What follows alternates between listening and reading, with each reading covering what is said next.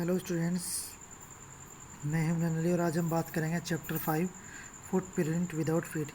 इसके जो चैप्टर 3 है और चैप्टर 4 है फुटप्रिंट विदाउट फुट का जो बुक है हमारी फुटप्रिंट विदाउट फीट, इसका जो चैप्टर 3 है चैप्टर 4 थे वो इस बार के सिलेबस में नहीं है, वो काट दिया गया है। तो हम चैप्टर 5 पढ़ेंगे फुटप्रिंट विदाउट फीट, यानी कि पैरों के बिना पैरों के निशान। ये एक नोवेल था जो एच.जी. वेल्स ने लिखा था। उसी नोवेल से ये पहले 12th के सिलेबस में था इंग्लिश के, और ये उसी का एक छोटा सा अंश है, छोटा सा भाग है जो यहाँ पर आपके सामने दिया गया है। जिसके जो राइटर हैं एच.जी. वेल्स, यानी कि हर्बर्ट जॉर्ज वेल्स। 1866 में इनका जन्म हुआ और 1946 में इनकी मृत्यु हुई। और ये इंग्लिश नॉवलिस्ट थे, जर्नलिस्ट थे, सोशोलॉजिस्ट थे और हिस्टोरियन थे। इन्होंने बहुत ही अच्छी अच्छी किताबें लिखी और इन्हीं का एक नॉवल था जिसका नाम था फुटप्रिंट विदाउट फीट, नहीं बल्कि इनविजिबल मैन के नाम से था। जो नॉवल था इनका वो इनविजिबल मैन के नाम से था और उसी में से छोटा सा ये आपके सामने रखा गया है। इसमें क्या होता है कि इसमें पूरी बात नहीं बताई गई शुरुआत से। इसमें एक वैज्ञानिक होते हैं और वैज्ञानिक जो होते हैं वो प्रैक्टिस करते हैं और वो इस फॉर्मूले की खोज करते हैं कि क्यों ना हम जो है अपने जो बॉडी है हमारी, वो कैसे हम अपनी बॉडी को इनविजिबल कर सकते हैं। क्योंकि जो हमारे टिश्यूज़ होते हैं बॉडी के वो सब ट्रांसपेरेंट होते हैं सिवाय हमारे ब्लैक पिगमेंट के, जैसे कि हमारे हेयर होते हैं, आइज़ की पुतलियाँ होती हैं। तो इनको छोड़ करके इनका जो ब्लैक पिगमेंट की वजह से और बाकी जो टिश्यू होते हैं वो सारे ट्रांसपेरेंट होते हैं। तो यानी कि अगर हम ब्लैक पिगमेंट को इनविजिबल कर दें तो बॉडी को इनविजिबल किया जा सकता है। तो इस फॉर्मूले पर वो काम करते हैं और इस फॉर्मूले पर वो कामयाब भी हो जाते हैं। और लोगों से बचने के लिए वो जो थे, अपने आप को एडवांटेज दिलाने के लिए, वो जो सॉल्यूशन उन्होंने इनविजिबल करने के लिए इस्तेमाल किया था, पहले वो एक सफ़ेद रंग के कपड़े पर इस्तेमाल करते हैं, वो गायब हो जाता है। फिर एक बिल्ली को पिलाते हैं, बिल्ली गायब हो जाती है। तो वो सॉल्यूशन जो वो बनाते हैं इनविजिबल होने के लिए वो खुद पी लेते हैं, जो वैज्ञानिक होते हैं जिनका नाम था ग्रिफिन। तो उसके बाद इनके सामने बहुत सारी घटनाएं होती हैं, उन्हीं में से कुछ घटनाएं आपके सामने रखी गई हैं। चलिए देखते हैं। 2 boys find muddy footprint on the steps of a house in London। London के एक जगह पर दो लड़कों ने मडी फुटप्रिंट्स, यानी कि वहाँ के जो दलदल थी या वहाँ के जो कीचड़ था उसमें 2 पैरों के निशान देखे। And we are told that they were made by Griffin. और हमें पता है कि वो जो पैरों के निशान थे वो ग्रिफिन के थे, यानी कि जो वैज्ञानिक थे उनके थे। एन इसेंट्रिक साइंटिस्ट, जो एक सनकी वैज्ञानिक थे, who had discovered a way to make the human body invisible, जिसने एक रास्ता खोज लिया था किसी भी इंसान की बॉडी को इनविजिबल करने के लिए। देन वी आर टोल्ड, हमें फिर पता है, that Griffin is a lawless person, पता चला कि ग्रिफिन जो था वो कानून तोड़ने वाला आदमी था। Who set his landlord house on fire, जिसने अपने मकान मालिक के घर में आग लगा दी जहाँ पर ये एक्सपेरिमेंट करते थे, मशीनें चलती थी वहाँ पर। तो वो घर वाले देखने के लिए आते थे घर पे क्या कर रहा है, तो उसने उन सभी मशीनों को जला दिया जिससे कि पूरे घर में आग लग गई थी। बिकॉज ही वांटेड रिवेंज, क्योंकि वो बदला लेना चाहता था, क्योंकि वो लोग उनके घर में आके देखते थे इसलिए वो उनसे डरता था, बदला लेना चाहता था। And to escape being caught, और पकड़े जाने के डर से, he took off his cloth, उसने अपने कपड़े उतार दिए। And that is how he landed in London without any cloth, और अब वो लंदन की गलियों में बिना कपड़ों के घूम रहा था। And any money on A cold winter day, और न उसके पास कोई पैसा था और सर्दियों का दिन था, ठंड पड़ रही थी, बर्फ़ गिर रही थी।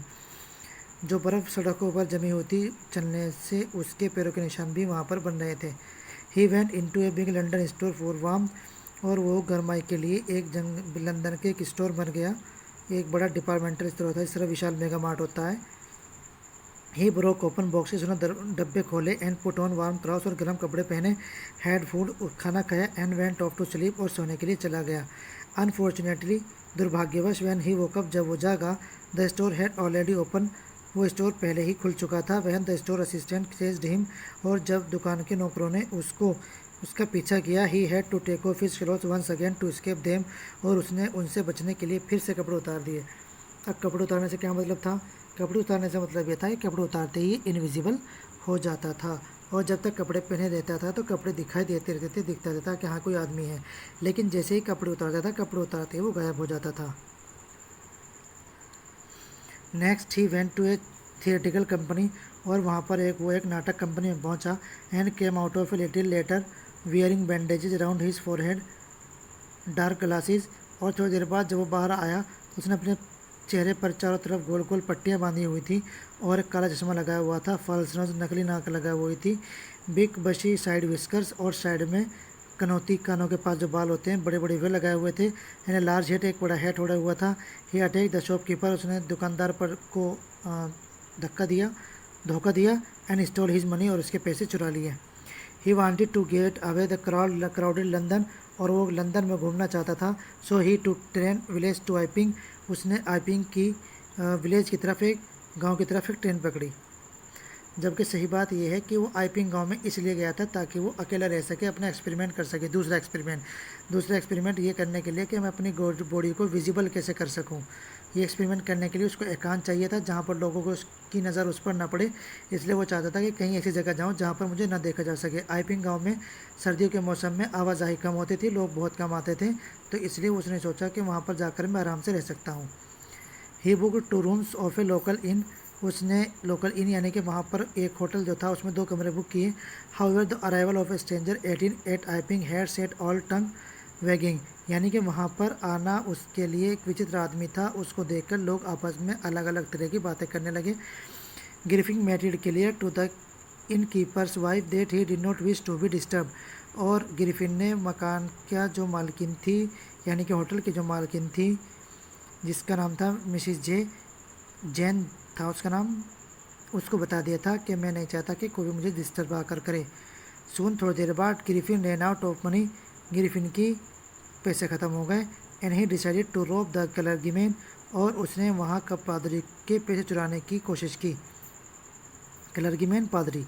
व्हेन ही कैम बैक, जब वो वापस आया, he found the in keeper, उसने देखा कि उसकी होटल की मालकिन and his wife snooping his room, यानी कि जो होटल का मालिक था और उसकी जो बीवी थी वो उसके कमरे में झाँक कर रहे थे। ही वाज एंग्री, उसे बहुत गुस्सा आया। So he threw the chair at them, उसने उनके ऊपर कुर्सी फेंक कर मारी।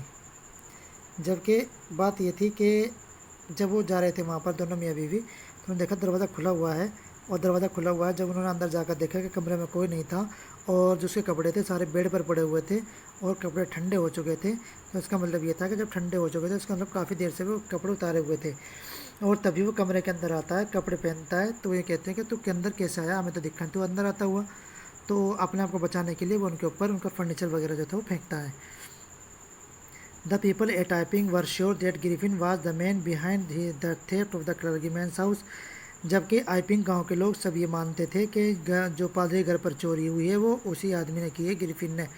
एंड द फ्लाइंग चेयर, और जोड़ती हुई कुर्सी थी। So they call for the village constable, इसीलिए उन्होंने विलेज के कांस्टेबल को मिलाया जो पुलिस वाला था जिसका नाम था बॉबी जेफर्स। हाउएवर, कैसे भी करके, by the time of constable try to arrest him, constable ने उसको कोशिश की उसको अरेस्ट करने की। He had taken off his cloth, उसने अपने कपड़े उतार दिए एंड बिकम इनविजिबल, और वहाँ से इनविजिबल होकर भाग गया। यहाँ पर जो उसको पकड़ने के लिए आता है, जितने लोग इकट्ठे हुए थे वहाँ सबको मारता पीटता है और वहाँ से निकलकर भाग जाता है। वहाँ से निकलने के बाद जो होटल होता है, होटल के दरवाजे खिड़कियाँ वगैरह तोड़कर जब वो वहाँ से जाता है। हालांकि फिर बाद में इसका एक दोस्त होता है मिस्टर किप्स, वो उसको हालांकि मरवा भी देता है। एक लड़का उसको घर पर आकर इसी के पकड़कर मार देता है, पता भी नहीं चलता तो कब मर गया।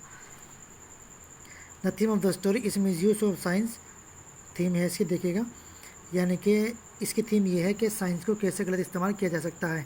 Griffin was a brilliant scientist, हालांकि ग्रिफिन जो था समझदार वैज्ञानिक था। Who conducted experiment after experiment to discover a method to make the human body invisible, जिसने इतने एक्सपेरिमेंट किए कि ताकि वो ह्यूमन बॉडी को इनविजिबल कर सकें।